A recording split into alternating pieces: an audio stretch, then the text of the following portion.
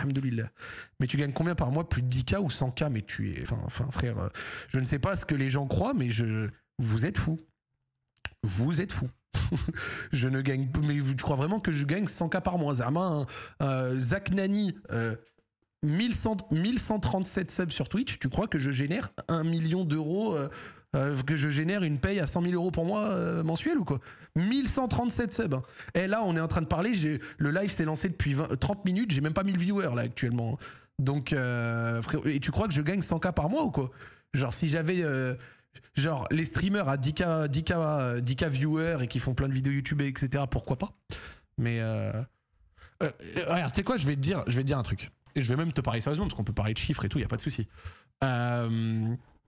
Il y a, l'année dernière, ma société a fait un peu plus d'un demi-million de chiffre d'affaires, auquel on retraite le salaire de tous mes employés, les coûts pour les prods, etc. Nana. Et de ce qui est resté, je me suis donné un dividende, qui est bon, suffisant pour vivre, avec lequel je peux aider ma famille, vivre dans des bonnes conditions, voyager, alhamdoulilah. Mais par exemple, j'ai pas spécialement d'argent de côté. Par contre, aussi à côté, parce que je vais pas non plus faire le pauvre, histoire de me donner une DA que je n'ai pas en fait, ou juste de me moquer de vous, je manque de rien. Et j'ai aussi investi dans des projets, tu vois, genre la casse-dallerie, des machins et tout. On met des sous à droite à gauche, tu vois. Mais c'est par choix, tu vois ce que je veux dire. Mais je suis pas, le truc de 100K par mois, voilà, c'est un peu déconnecté, quoi. Les dividendes pour éviter l'impôt, bah non, parce que quand tu payes des dividendes, tu payes l'impôt, tu payes 30% avec 18% d'impôt, 12% de cotisation sociale, je sais plus, ou l'inverse, je sais plus. Mais juste en paye un peu moins, c'est la flat tax. Et encore, dis-toi que si j'avais fait une SARL et que je me servais des salaires, en réalité, t'économises pas tant que ça, parce que du coup, à côté, quand tu fais des dividendes, tu ne cotises pas correctement à certains trucs, etc. Enfin, servir des dividendes, c'est pas tant un avantage que ça, tu vois. Voilà, exactement. 30% de flat tax sur les dividendes, c'est taxe Puma si tu payes uniquement des dividendes sans salaire. Oui, c'est exactement ça. Toi, tu connais bien ton sujet. Tu as une taxe supplémentaire en plus si tu ne te sers pas un petit salaire. C'est pour ça que par exemple l'année dernière, je me servais un salaire mensuel minimum pour éviter la taxe Puma. Voilà. Donc c'est... Mais là, quand on commence à partir de la fiscalité, c'est très relou. Voilà. Genre avec Twitch, les subs, tu touches 3-4K en gros.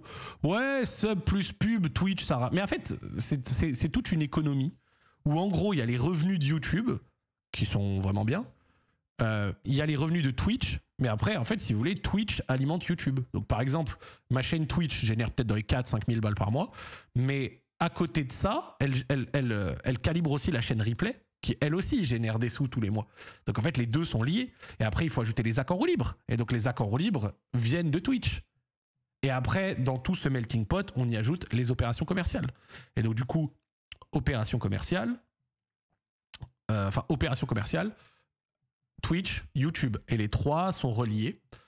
Et à côté de tout ça, pendant 1 an et quelques avec la casse-dallerie, je m'occupais largement de la communication, etc. Et je prenais un pourcentage du chiffre d'affaires pour ça.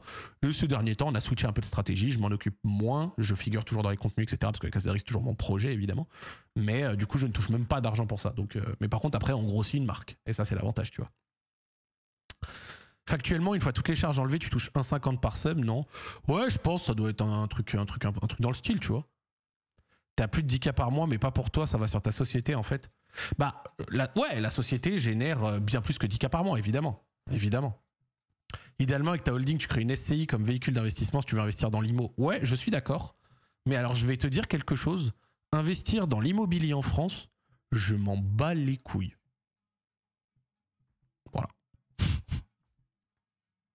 Ça ne m'intéresse pas. Genre, l'immobilier en France, je m'en branle. Soit dit en passant, ce n'est pas une critique de la France. Oh, il veut pas y vivre, retourne chez toi le bougnoul. C'est pas ce que je dis. C'est juste que ça ne m'intéresse pas d'investir dans l'immobilier en France. Voilà. J'investis dans des projets auxquels je crois. Donc, par exemple, la Saudi Pro League, dans la casse-dallerie, tu vois, des trucs comme ça. Voilà. Mais l'immobilier, ça ne m'intéresse pas. Voilà. T'es locataire? Ouais, je suis locataire. L'immobilier en France, ça me chauffe pas. T'investis en bourse pour la retraite un peu? Non. Non, même pas. Et quand j'ai regardé mon compte personnel de retraite, les sous que je toucherais, enfin que je pourrais toucher si jamais je restais. Bon, non, je préfère.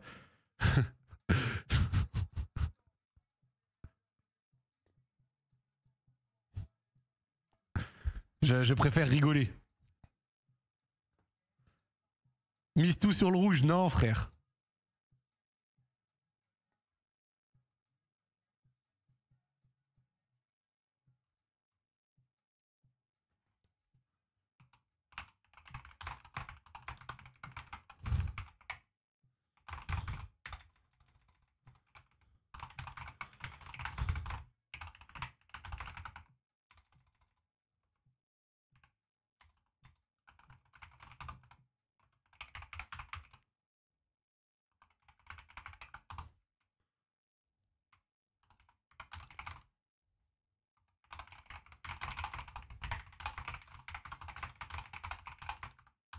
Hop, la pub, la bonne vieille pub, exactement. Merci Kael Evra pour le recep, ça fait plaisir. Faut pas compter sur l'État pour la retraite, la vérité. Moi, je vais vous donner une take. Mais je pense que le système de retraite tel qu'on le connaît en France n'est pas soutenable au très long terme et qu'il y aura un moment où il va être changé. Et donc, la promesse pour laquelle on est en train de cotiser ne sera pas celle qu'on aura quand nous, on aura 60 ans et des brouettes. Parce que le système de retraite français fait extrêmement mal aux actifs actuellement en France, qui cotisent à un niveau jamais vu. Hein. Quand tu te renseignes un peu sur ce que ça coûte et tout, c'est sévère. Et donc je pense qu'un jour, un politicien aura peut-être le courage de changer un système qui est problématique. Merci Silver pour le resub. Mais nous, les vingtenaires, trentenaires, etc., ça risque d'être vraiment différent. Alors j'ai vu des études, des projections comme quoi dans quelques années, dizaines d'années, quand il y aura un peu moins... Alors on dirait que c'est horrible ce que je vais dire, mais quand la génération baby boom, où là actuellement en France il y a beaucoup de personnes âgées, sera passée, je me permets, je suis pas en train de dire oui, vite les vieux faut qu'ils crèvent, d'accord, c'est bon, vous avez capté, c'est bon, d'accord, on peut parler entre gens un peu intelligents. Quand il y aura, quand en gros il y aura un peu moins de personnes âgées, que ce sera un peu plus équilibré, j'ai vu que le système pouvait être un peu plus soutenable, mais personnellement j'ai du mal à y croire. J'ai du mal à y croire, voilà. Tu vas encore finir sur Twitch gauchiste. Oh, je dis rien de gauchiste là, frère, hein. Quand même. Il n'y a pas assez d'actifs pour un retraité. Avant, c'était 3. Aujourd'hui, c'est à peine 1 et quelques. Oui, je sais. Et les retraités, c'est les seuls... Enfin, en fait, en France, ce qu'il faut être conscient, pour les personnes jeunes, c'est que les retraités, d'accord, pour les retraités, c'est les seuls qui ont un vote de classe. Mais c'est-à-dire de leur classe d'âge. Genre, de leur classe d'âge, les retraités votent à 200 000% pour leurs intérêts.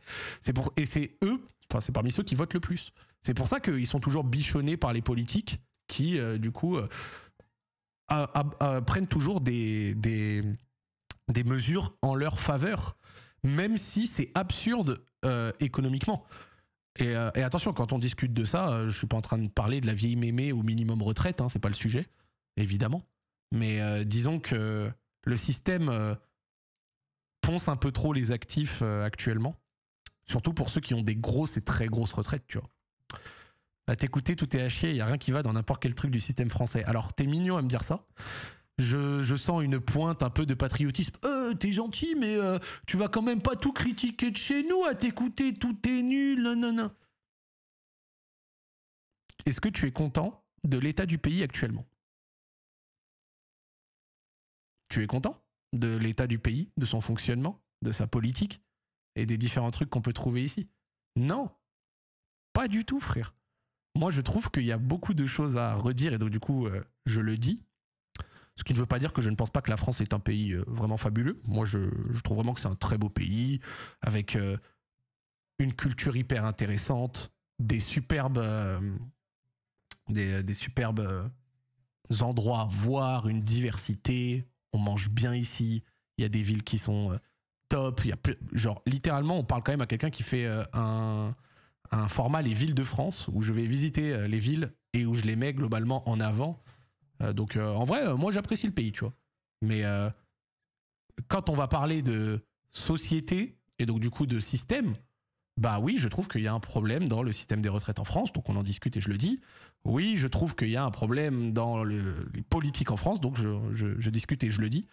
Et mettre un petit message en mode à t'écouter, il n'y a que des problèmes en France. Ce n'est pas la take patriote que tu penses que c'est.